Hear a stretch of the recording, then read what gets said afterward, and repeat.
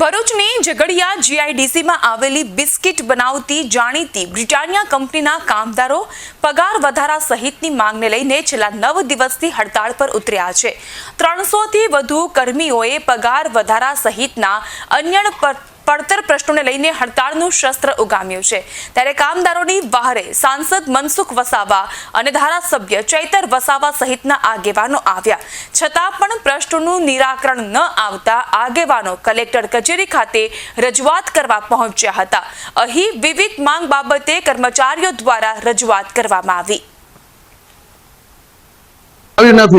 એના કારણે અમે લેખિતમાં અમે લેબર કંપનીને પણ આપ્યું હતું, કંપનીને પણ આપ્યું હતું કે અમારો પગાર વગેરે થાય, પણ અમારી સાથે કંપની વાટાઘાટો કરવા તૈયાર નથી।